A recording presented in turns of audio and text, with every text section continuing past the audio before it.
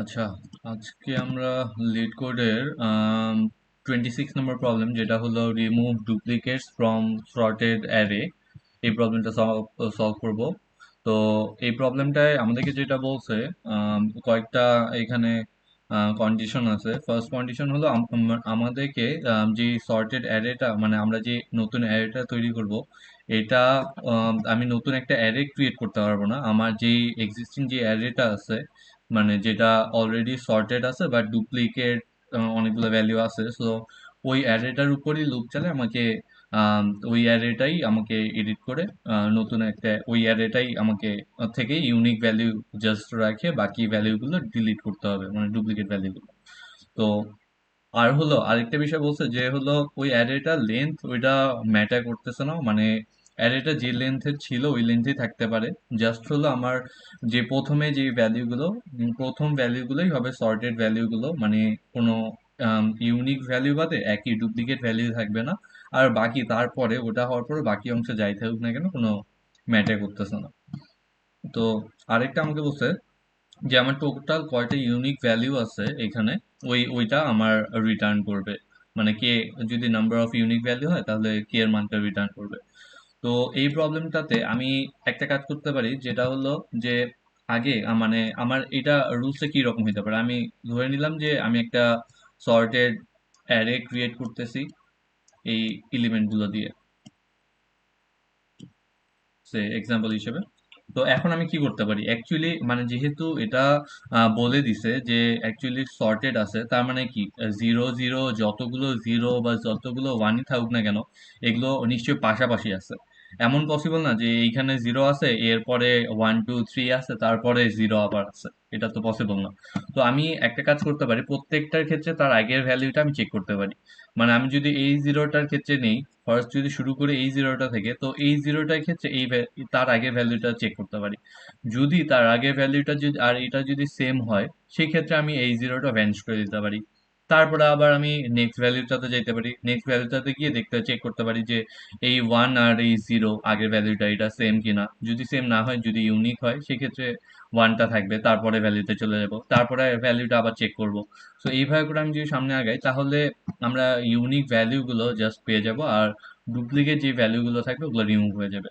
আর আমি যদি একটা লুপ চালাই যেটা অ্যাকচুয়ালি সামনের দিকে অগ্রসর হবে, আর আরেকটা যদি ভ্যারিয়েবল হিসেবে, যে কোনো একটা ভ্যারিয়েবল সে এক্সাম্পল হিসেবে এক্স নিলাম, এক্স এর মান ধরে নিলাম ওয়ান, তাইলে ফার্স্ট ভ্যালুটা সাথে ও মিলাবে, মানে জিরো নম্বর ভ্যালুতে যেটা আছে, জিরো নম্বর ইন্ডেক্সে যে ভ্যালুটা আছে ওটার সাথে এই ভ্যালুটা মিলাবে, এক্স এর মান ওয়ান, মানে এক্স এখন এইখানে আছে, ভ্যালুটা মিলাবে। যদি সিমিলার হয় তাইলে সামনে আগাবে না, তাইলে এইখানেই এক্স এক্স এইটাই থাকবে, ঠিক আছে।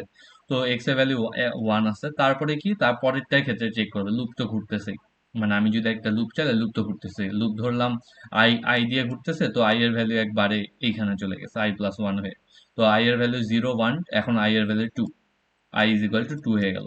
তো এই টু এর ক্ষেত্রে আবার যখন চেক করবে, তো তখন দেখতেছে টু এর যে ভ্যালুটা, এটা কি একটা নতুন ভ্যালু না, এটা আর এটা তো সেম না। সো এই এক্স এর যে মানটা আছে, এক্স এর মান তো তখন ওয়ান থাকবে, তো এক্স এর জায়গায় ওই যে টু এর যে নিউ ভ্যালুটা আসতেছে, মানে i is equal to two এর যে ভ্যালুটা, এই ভ্যালুটা ওইখানে বসে যাবে। মানে এক নম্বরে x is equal to one, index ওয়ানে ক্ষেত্রে বসে গেল। তারপর আবার কি হবে, তারপর আমি যদি এটাকে এই ইন্ডেক্সটাকে যদি আপডেট করি, এক্স এর মান তখন হয়ে যাবে টু, এইখানে চলে যাবে। এক্স এক্স এর মান টু হইলো, আই এর মান তখন থ্রি হইলো। তারপর দেখবে যে একই ভ্যালু কিনা, যদি না হয় তাহলে এটাকে ভ্যানিশ করে দিবে।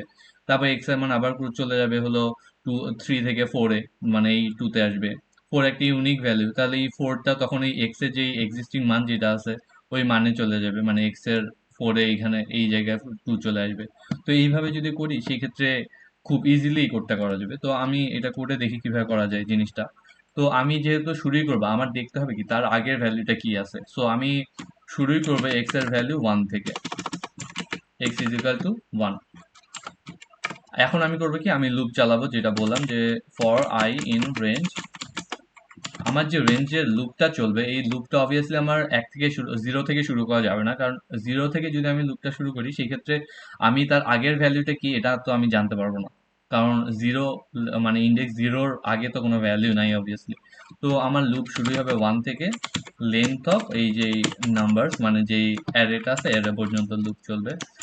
এখন আমি করব কি, চেক করব যে ইফ আমার যে আমি যে ভ্যালুটা নিচ্ছি নাম্বার অফ আই, মানে হলো এর আগের ভ্যালুটা number of I minus one, এই ভ্যালুটা যদি ইউনিক না হয়, মানে নট মানে একই যদি হয়, ইউনিক হয়, মানে একই যদি না হয়, নট ইকুয়াল টু যদি হলো নাম্বারস অফ আই হয়, সেই ক্ষেত্রে আমার কি হবে, সেই ক্ষেত্রে এই যে নতুন যেই নাম্বার অফ এক্স, আমি আমি যে বললাম যে ওই এক্স এর জায়গায় ওই আই এর ভ্যালুটা বসে যাবে, তো এই কাজটাই করবো, number of x A equal to আমার যে নতুন নাম্বারস অফ আই, এই ভ্যালুটা বসে যাবে।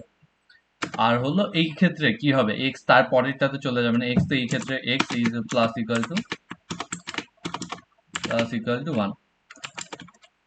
আর এরকম যদি না হয় সেই ক্ষেত্রে তো তখন বোঝা যাচ্ছে তখন এক্স এর ভ্যালু ওটাই থাকবে, আর আমার তো আই এর ভ্যালুটা তো I plus equal to one তো করার দরকার নেই, কারণ আমি যেহেতু ফর লুপ, আমরা জানি ফর লুপে আই এর মান চেঞ্জ হইতেই থাকে, তো আলাদাভাবে ওটা চেঞ্জ করার কোনো মানে হয় না।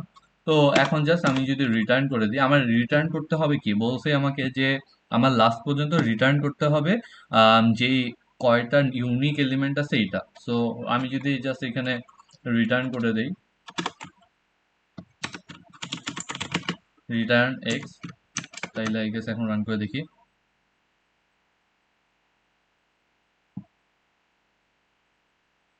আচ্ছা,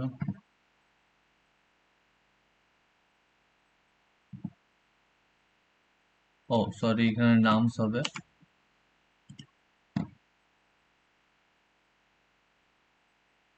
আচ্ছা, ডান, অ্যাকসেপ্টেড, তার মানে আমার কোডটা হয়ে গেছে।